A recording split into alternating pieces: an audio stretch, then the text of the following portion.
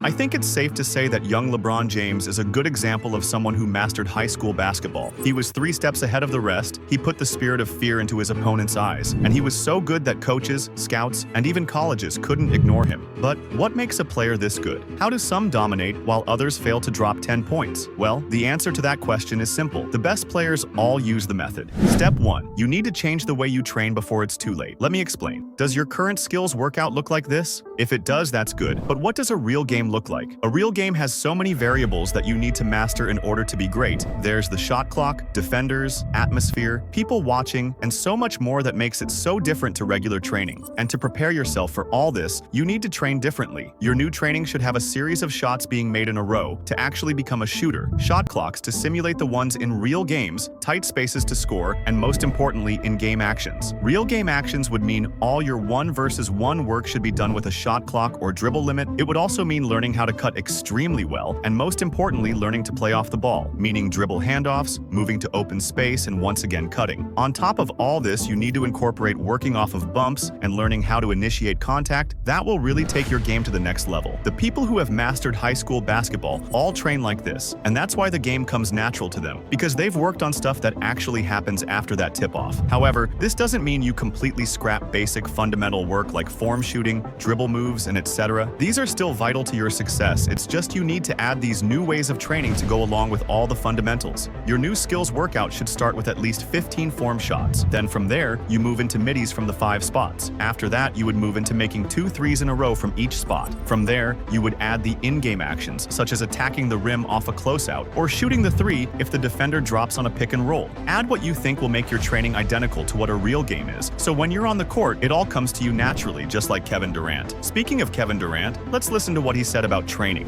Any advice you could give to like these incoming high school kids like trying to come into the league? Hoop as much as possible. Play 5-on-5 against live bodies. My first few years in the league, I might have worked out at 10 o'clock in the morning, but then I'm playing pickup all around the city, outdoors, just working on my instincts. And I look back and I was just way more beneficial to me than just getting in the gym working out by myself. If KD did it, I'm pretty sure you should do it too. He was a killer in high school, so it just makes sense to copy him. But if you don't know the blueprint masters of the high school level use in real games, all the training methods you just learned will be absolutely useless. And this leads us into the next step of the method.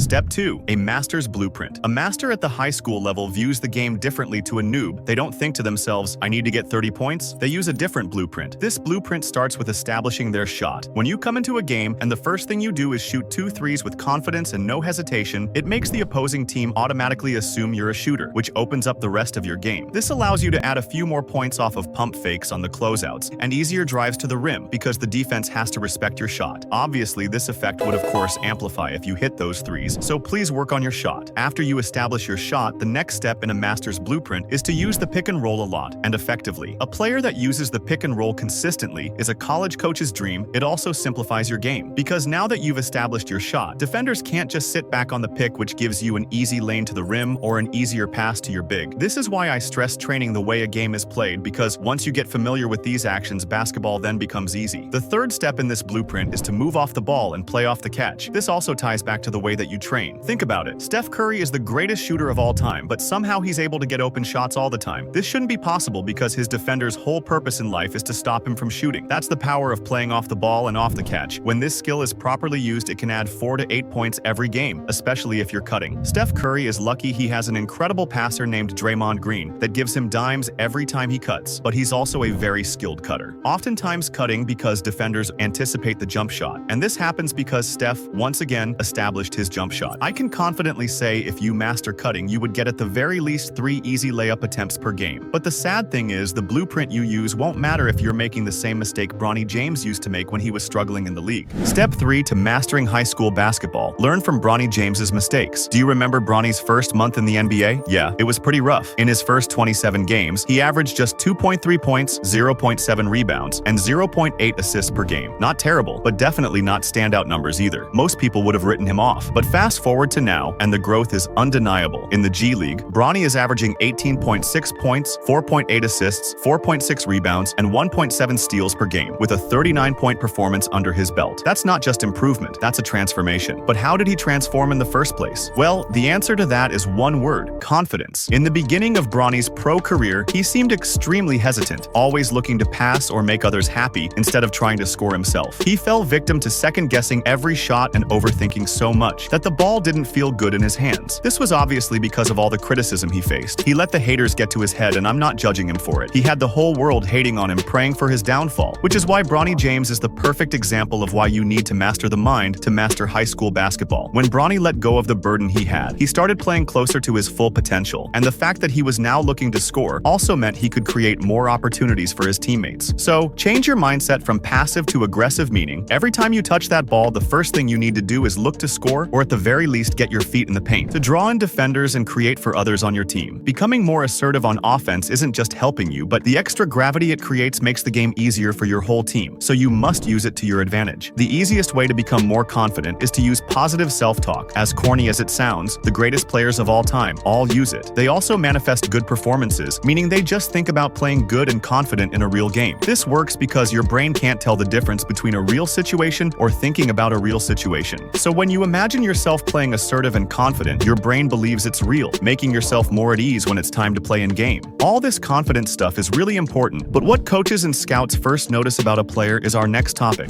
If I were a college coach, the first thing I'd notice about a player wouldn't be their scoring ability or how well they can shoot the ball. It would be their height and athleticism. That might surprise some people, but it's the truth. The biggest difference between Division I athletes and players at lower levels isn't skill, it's physicality. Almost every player who dominates in high school has a good skill set, but the ones who make it to the next level are usually the ones with elite physical traits. That's why if you want to truly separate yourself, you need to become more athletic and grow taller. When it comes to becoming a better athlete, the key is developing explosiveness. Explosiveness is what allows you to blow by defenders, rise up for a dunk, or cover ground quickly on defense. The foundation of explosiveness lies in your fast twitch muscle fibers and your RFD, or rate of force development. Fast twitch fibers are the muscles your body uses for short bursts of powerful movement. Think sprinting, jumping, or cutting. The more of these fibers you have, and the stronger they are, the more explosive you'll become. RFD, on the other hand, is all about how quickly you can produce force. It's like the difference between a car that takes 5 seconds to hit 60 miles per hour and one that does it in 3. The faster your muscles can activate and generate force, the more athletic you'll be in real game situations. To build fast twitch muscle fibers and increase RFD, you need to train explosively. This means moving away from slow, traditional lifts and focusing on rapid, powerful movements. Exercises like weighted squat jumps, sled pushes, sprints, depth jumps, and pogo jumps are great because they challenge your muscles to fire fast and hard. You also want to incorporate full-body compound movements, such as hang cleans, power snatches, and actual jumping drills. These not only build strength and speed, but also train your body to move in sync, which is crucial for maximizing vertical leap and overall athletic performance. Now, imagine on top of all that athleticism, you grow 5 more inches. How much better would you become at high school basketball? Your game would improve so much that with the proper training, scouts will be glazing you. And this is why you need to learn why growth plates close and how to keep them open for extra growth. Understanding why growth plates close is crucial. For boys, the growth plates typically close around 17 or 18, and for girls, it's usually around 15. This happens because of the hormone estrogen, which plays a major role in closing growth plates. Estrogen is abundant in women and is the opposite of testosterone. This is why men tend to be taller, because we have less estrogen in our bodies on average. If you want to reduce estrogen, you can incorporate certain foods like cruciferous vegetables, flax seeds, soy, green tea, berries, and especially carrots into your diet. Another key factor is managing stress. Stress leads to an increase in estrogen, which can stunt growth. Finding ways to reduce stress can significantly help with height development, so do your best to solve or avoid sources of stress in your life. Another crucial element for height growth is the hormone IGF-1, or in other words, insulin-like growth factor 1, which plays a major role in bone elongation and tissue repair. IGF-1 works in harmony with human growth hormone, HGH, which comes from a muscle in your brain called the pituitary gland. When HGH is released, it signals the liver to produce IGF-1, promoting the growth of bones and tissues. To boost your IGF-1 levels naturally, consider drinking salt-based hydration, getting 8 to 9 hours of uninterrupted sleep, exercising, getting exposure to sunlight, and consuming vitamins like boron, zinc, vitamin D, and vitamin C. The only negative about eating foods with all the minerals and vitamins you need for height is that it can get extremely expensive. On average, it would probably cost $200 a week, but lucky for you, we live in 2025, which means scientists have created supplements that you can take to get all these vitamins and minerals for a cheaper price than $200 a week.